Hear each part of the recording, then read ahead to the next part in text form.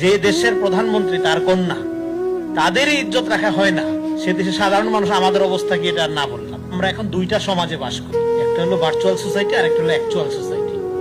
So virtual সোসাইটিতে corona মহামারীর পরে সবচেয়ে বড় যে মহামারীটা হাজির হয়েছে সেটার নাম হলো ফটোকার্ড মহামারী। কোন লোকের আর ইজ্জত নাই।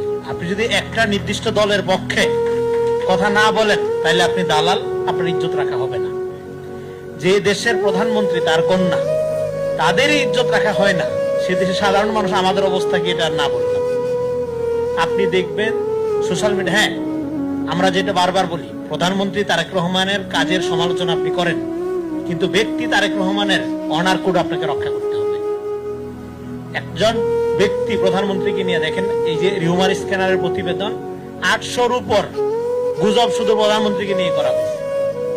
পৃথিবীর কোন দেশে একটা প্রধানমন্ত্রী থাকে তারপর তারে নিয়ে এই লেভেলের ইন্ডাস্ট্রিয়াল লেভেলের প্রোপাগান্ডা হয়, গুজব হয়। ফলে আমাদের এই যে আপনার যেটাকে আমরা ডিজিটাল সোসাইটি বলি বা ভার্চুয়াল সোসাইটি বলি, সেটার ইন্টারনেট হাইজিন, ডিজিটাল এথিক্স, এইটা এখন আমাদের একটা গুরুত্বপূর্ণ ইস্যু। এটা আমি মনে করি আমাদের যেরকম পর্যটন পুলিশ আছে, আমাদের বাণিজ্য পুলিশ আছে, সেরকম একইভাবে আমাদের ডিজিটাল নিরাপত্তা ফোর্স থাকা দরকার। আমার বিরুদ্ধে সকালবেলা ঘুম থেকে উঠে দেখি হাজার হাজার photo card.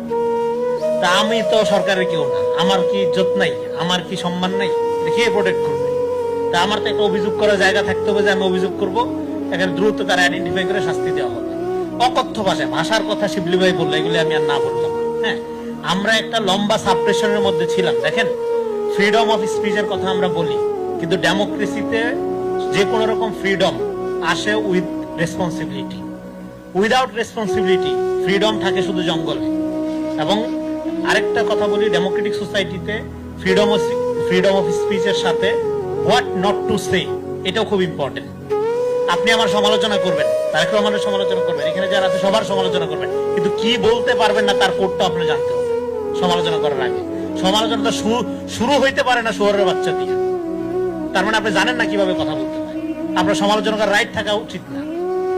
Freedom of speech always require what not to say.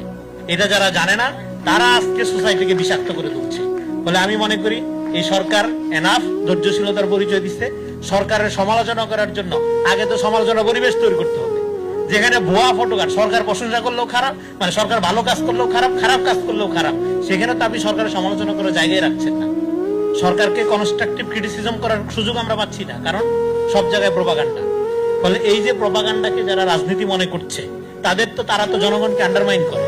জনগণকে আন্ডারমাইন না করলে তারা সাংগঠনিকভাবে কাজ করতো, জনগণের কাছে যাইতো, তাদের পলিসি কর্মসূচি নিয়ে যেত। তাদের কোনো পলিসি নেই, তাদের একটাই পলিসি, বিএনপি খারাপ তারা ভালো। এটা তো কোনো রাজনীতি হইতে পারে না।